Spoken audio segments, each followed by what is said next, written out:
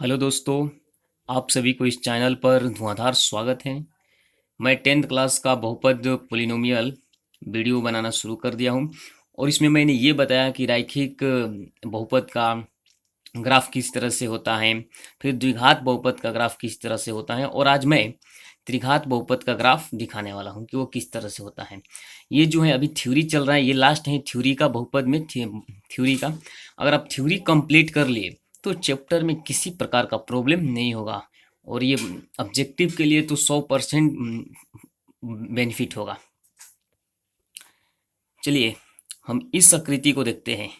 देखिए ये जो है ये एक ग्राफ है और एक ग्राफ में आप देख रहे हैं कि ये एक सीधी लाइन जा रही है। तो हम बताए हैं कि रैखिक बहुपद का जब भी आप ग्राफ खींचिएगा वो एक सीधी लाइन जाएगी। तो ये जो रैखिक बहुपद का ग्राफ है और देखिए इसको हम एक्स अक्ष बोलते हैं और इसको वाई अक्ष बोलते हैं। तो ये ग्राफ एक्स अक्ष को यानी ये लाइन जो है एक्स अक्ष को जिस बिंदु पर कट कर रही है वो एक्स का मान होता है और हम बोलते हैं कि शून्यकों की संख्या कितनी है तो एक है। यानी अगर ग्राफ एक बार प्रतिच्छेद कर रही है तो शून्यकों की संख्या एक है, अगर स्पर्श कर रही है केवल तो एक है। शून्यकों की संख्या कितनी है? एक है। तो इस तरह से अब हम देखेंगे द्विघात बहुपद का ग्राफ। देखिए ये जो है द्विघात बहुपद का ग्राफ है। हम बताए थे कि अगर आप द्विघात बहुपद का ग्राफ खींचिएगा तो उसको इस ग्राफ को हम इस जो आकृति है इसको हम परवलय बोलते हैं। क्या बोलते हैं? परवलय बोलते हैं हम। और द्विघात बहुपद का आकृति कुछ इस तरह से होता है और इस तरह से होता है। हम ये भी बताए थे कि एक्स का गुणांक अगर पॉजिटिव है तो इस तरह से होगा और निगेटिव है तो इस तरह से होगा। तो देखिए और इसको हम शीर्ष बोलते हैं। ये ऊपरी बिंदु को क्या बोलते हैं? शीर्ष बोलते हैं। इसको परवलय बोलते हैं। और ये द्विघात बहुपद में शून्यकों की संख्या कितनी है? तो देखिए एक अक्ष को कितनी बार प्रतिच्छेद करे? एक बार यहाँ और एक बार यहाँ। तो शून्यकों की संख्या कितनी है? 2 है। अब ये डायग्राम देखिए नीचे की ओर है, ये भी क्या है? द्विघात बहुपद है और इसको परवलय बोलेंगे और इसमें भी शून्यकों की संख्या कितनी है? 2 है। अब हम त्रिघात बहुपद के कुछ ग्राफ देखें। देखिए ये त्रिघात बहुपद का ग्राफ है और ये जो है त्रिघात बहुपद का ग्राफ इसी तरह से बनता है। और त्रिघात बहुपद का जो ग्राफ है वो एक अक्ष को कितनी बार प्रतिच्छेद कर रहा है? एक बार यहाँ, एक बार यहाँ और एक बार यहाँ। इन त्रिघात बहुपद में ज्यादा से ज्यादा वो एक अक्ष को 3 बार प्रतिच्छेद करेगी, इसीलिए इसमें शून्यकों की संख्या कितना है? 3 है। ये देखिए इसमें शून्यकों की संख्या, ये भी त्रिघात बहुपद है, ये भी त्रिघात बहुपद का ग्राफ है और इसमें शून्यकों की संख्या कितनी है? तो एक अक्ष को एक बार यहाँ प्रतिच्छेद कर रही है और यहाँ टच कर रही है, स्पर्श कर रही है। तो इसमें शून्यकों की संख्या कितना हो गया? 2 हो गया। यानी शून्यकों की संख्या 1 भी हो सकता है, 2 भी हो सकता है, 3 भी हो सकता है, लेकिन 3 से ज्यादा नहीं हो। देखिए ये भी त्रिघात बहुपद का ग्राफ है और ये भी त्रिघात बहुपद का ग्राफ है जो एक अक्ष को एक बिंदु पर प्रतिच्छेद कर रही है, इसीलिए इसमें शून्यकों की संख्या कितना हो गया? 1 हो गया। अब हम द्विघात बहुपद की कुछ फॉर्मूले को सिद्ध करेंगे, उसके बाद हम एक्सरसाइज पर चलेंगे। चलिए हम ये आज प्रूफ करेंगे कि अगर द्विघात बहुपद में शून्यकों का योगफल क्या होता है? -b/a और शून्यकों का गुणनफल क्या होता है? c/a। हम आपको बता चुके हैं देखिए कि जो द्विघात बहुपद का जो रूप होता है वो ax² plus bx plus c होता है। ठीक है, तो इसमें x² का गुणांक कितना है? a है, x का गुणांक कितना है? b है। तो हम ये इस संबंध को समझेंगे कि गुणांकों और शून्यकों के बीच के संबंध को जानेंगे कि ये फॉर्मूला कहाँ से आया। देखिए सबसे पहले हम क्या करेंगे कि हम एक द्विघात बहुपद मानेंगे। बहुत ही आसान भाषा में बता रहा हूँ कि हम एक द्विघात बहुपद मानेंगे। लिखते हैं, माना द्विघात बहुपद,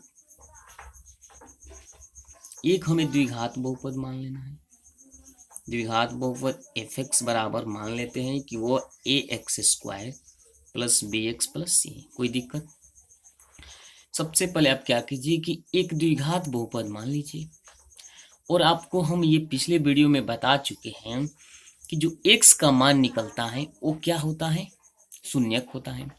और ये द्विघात बहुपद है तो इसमें शून्यकों की संख्या कितना निकलेगा? ज्यादा से ज्यादा 2 निकलेगा। तो देखिए तो शून्यकों की संख्या का मतलब क्या है? वो x का ही ना वैल्यू है। तो हम ये मान लिए कि fx बराबर इतना जिसका शून्यक हम अल्फा बीटा मान लेते हैं कि शून्यक अल्फा तथा बीटा है। कोई दिक्कत? अरे भाई एक्स का दो वैल्यू संभव है कि नहीं है? तो अगर एक्स का वैल्यू 2 निकलेगा तो मान लेते हैं कि एक्स का वैल्यू एक अल्फा निकल कर आया और एक बीटा निकल कर आया, तो हमने मान लिया कि जिसका शून्यक अल्फा तथा बीटा है। तो अब बताइए कि जब अल्फा और बीटा है तो इसके गुणनखंड क्या होंगे, इस बहुपद के गुणनखंड क्या होंगे? तो इसके गुणनखंड तथा इसके गुणनखंड क्या होंगे? तो अल्फा एक्स माइनस अल्फा होगा। क्या होगा? X minus alpha. और क्या होगा? तो एक्स माइनस बीटा होगा तथा इसके गुणनखंड एक्स माइनस अल्फा और एक्स माइनस बीटा होंगे। ये कैसे होंगे देखिए, मैं अभी समझा रहा हूं, आप घबराइए नहीं। चलिए देखिए, अगर हम मान लेते हैं कि देखिए द्विघात बहुपद है तो दो शून्यक पॉसिबल है कि नहीं है? दो शून्यक पॉसिबल, हम इस पर बता रहे हैं। देखिए अगर द्विघात बहुपद है तो दो शून्यक पॉसिबल है, दो शून्यक पॉसिबल है। तो मान लीजिए कि एक शून्यक आ गया इस तरह से x बराबर 3 और एक शून्यक आ गया x बराबर 4। तो इसको हम इस रूप में नहीं लिख सकते हैं कि भाई x माइनस 3 बराबर 0, x माइनस 3 बराबर 0, और इसको भी ऐसे लिख सकते हैं कि x माइनस 4 बराबर 0। तो आप बताइए कि ये जो है, अगर x माइनस 3 को और x माइनस 4 को आपस में गुना कीजिएगा तो एक द्विघात बहुपद मिलेगा कि नहीं मिलेगा? देखिए कैसे, x को x में गुना कीजिएगा तो एक्स स्क्वायर, और x में माइनस 4 से गुना कीजिएगा तो माइनस 4x, माइनस 3 को x में गुना कीजिएगा तो माइनस 3x, और माइनस 3 में माइनस 4 से गुना कीजिएगा तो माइनस माइनस प्लस यानी 12 हो गया। तो आप इसको ऐसे लिख सकते हैं। तो देखिए ये जो है द्विघात बहुपद है, ये द्विघात बहुपद है। और ये कहाँ से आया है? तो हम ये बोल सकते हैं कि देखिए इसका तो दो शून्यक है भाई, एक शून्यक है x बराबर 3 और एक है x बराबर 4। कोई दिक्कत? तो इसका गुणनखंड जो होगा वो 2 होगा। एक गुणनखंड ये होगा, x माइनस 3 होगा, इसका गुणनखंड हो गया x माइनस 3। बात समझ रहे हैं? और इसका एक और गुणनखंड होगा वो x माइनस 4 होगा। यानी कि इस दोनों गुणनखंड का मतलब ये है कि अगर आप इससे भाग लगाइएगा तो इतना बार में कटेगा, इससे भाग लगाइएगा तो इतना बार में कटेगा। यानी कुल मिलाकर अगर इस दोनों को गुना करने पर ये आएगा तो ये दोनों क्या है? इसके गुणनखंड है। जैसे मैं बोलूँ कि 12 किन पहाड़ा से कटेगा, तो आप बोलिएगा कि ये 3 से कटेगा, तो 12 का गुणनखंड हुआ 3। 12 4 से कटेगा, बिल्कुल कटेगा, तो 12 का गुणनखंड हुआ 4। तो 12 का गुणनखंड 3 भी हुआ, 12 का गुणनखंड 4 भी हुआ। कोई दिक्कत? तो देखिए, तो अगर मान लीजिए कि अगर x का वैल्यू 10 आ गया और एक x का वैल्यू 12 आ गया तो गुणनखंड क्या होगा? तो आप बोलिएगा कि देखिए गुणनखंड एगो x माइनस 10 है और एगो x माइनस 12 है। इतना समझ में आ रहा है? अगर मान लीजिए द्विघात बहुपद की दो शून्यक ये दिया है कि x बराबर 3 दे दिया और x बराबर 7 दे दिया, तो इसके गुणनखंड का होगा, तो इस 3 को इधर लाइए, यानी x माइनस 3 एक गुणनखंड होगा और एक जो होगा वो x माइनस 7 गुणनखंड होगा। शायद आप इस बात को समझ गए होंगे। चलिए देखिए, तो हमने ये मान लिया कि दो शून्यक हैं अल्फा और बीटा, तो एक x माइनस अल्फा, अरे भाई अल्फा है यानी x से ही का ना वैल्यू है अल्फा, तो अपने अल्फा इधर लाएंगे तो x माइनस अल्फा बराबर 0 होगा। तो x माइनस अल्फा एक गुणनखंड हो गया कि नहीं हो गया? अब बताइए x बराबर एक बीटा माने है तो बीटा इधर आएगा तो x माइनस बीटा बराबर 0 होगा, तो एक x माइनस बीटा गुणनखंड होगा कि नहीं होगा? तो एक गुणनखंड x माइनस अल्फा हुआ और एक गुणनखंड x माइनस बीटा हुआ। ये बात आप समझ गए होंगे। चलिए, तो आप बताइए क्या हम इस दोनों को गुना करेंगे तो fx के बराबर आ सकता है कि नहीं आ सकता है? बोलिए, आ सकता है कि नहीं आ सकता? तो बोलिए बिल्कुल आ सकता है। तो हम लिखते हैं कि fx बराबर, इस दोनों को गुना करके लिखेंगे x माइनस अल्फा और x माइनस बीटा। अगर ये दोनों को गुना करेंगे तो fx के बराबर आ सकता है कि नहीं आ सकता है? बिल्कुल आ सकता है। लेकिन थोड़ा प्रॉब्लम ये है कि हम इसमें k एक नियतांक से गुना करेंगे। भाई क्यों गुना करेंगे? देखिए, अब क्या गारंटी है कि उसमें कॉमन है? जैसे हम एक बात बता रहे, देखिए अगर मान लीजिए कि मैं बोलूँ कि ये 4u² प्लस 8u है, ये द्विघात बहुपद है, ठीक है, ये द्विघात बहुपद है। तो देखिए हम इसको इस फॉर्म में लिख सकते हैं, 4u कॉमन ले लीजिए, 4u कॉमन ले लीजिए, तो इसको इसे लिखेंगे u प्लस 2, कोई दिक्कत। और जब इसको 0 के बराबर मानेंगे तो एक बार ये 0 के बराबर होगा, होगा कि नहीं होगा, क्योंकि अगर x इंटू वाई बराबर 0 है तो y इधर बट्टा में आएगा, तो एक बार x का वैल्यू 0 होगा और एक बार y का वैल्यू 0 होगा, कोई दिक्कत। तो यहाँ इन दोनों के बीच में ये गुना है, तो एक बार 4u का वैल्यू 0 होगा, तो u का भी वैल्यू 0 आ गया, बोलिए आ गया कि नहीं आ गया। और एक बार u प्लस 2 का वैल्यू 0 होगा, तो u बराबर -2 होगा। तो आप बताइए कि देखिए इसका तो 2 फैक्टर होगा, इसका 2 गुणनखंड होना चाहिए। तो एक तो भाई ये गुणनखंड हो गया, u का जो वैल्यू है हम u की जगह x भी ले सकते हैं, चलिए x ही ले लेते हैं, या चलिए u, तो इसका गुणनखंड ये हो गया u प्लस 2, और इसका आप ऐसे लिखिएगा u माइनस 0। तो आप बताइए कि इस दोनों को गुना करने पर ये वैल्यू आ सकता है, बिल्कुल नहीं आएगा, क्योंकि इस दोनों को गुना करने के बावजूद इसमें हम एक 4 से गुना किया गया है, देखिए ये 4 से गुना किया गया है। तो इसीलिए हम अगर 2 गुणनखंड हैं उसको आपस में जब भी गुना करेंगे तो एक नियतांक k से अपने आप से गुना कर देंगे, क्योंकि हमें क्या पता है कि उसमें कौन सा जो है संख्या कॉमन लेकर वो 0 के बराबर कर दिया है। तो इसीलिए जब भी हम 2 गुणनखंड को आपस में गुना करेंगे तो k से भी गुना करेंगे। इतना समझ गए हम, चलिए देखिए। तो हमने ये देखिए fx का ये 2 गुणनखंड हुआ और 2 गुणनखंड में हमने k से गुना कर दिया, जहाँ k क्या है भाई, तो जहाँ k एक नियतांक है या स्थिरांक है, कुछ भी कहिए, स्थिरांक है, कोई दिक्कत। और fx का वैल्यू हमें ये कहाँ कितना दिया है, fx का वैल्यू ये है, तो हम यहाँ पुट कर सकते हैं ना fx का वैल्यू। चलिए लिख देते हैं ax² plus bx plus c। इतना तो समझ में आ रहा है, देखिए बहुत अच्छा से समझ में आएगा, घबराइए नहीं। अब हम इसको गुना करेंगे, तो देखिए पहले इस दोनों को हम आपस में गुना कर लेते हैं, फिर जो वैल्यू होगा उसको k में गुना करेंगे। चलिए x को आप x में गुना कीजिएगा तो क्या हुआ, x² होगा।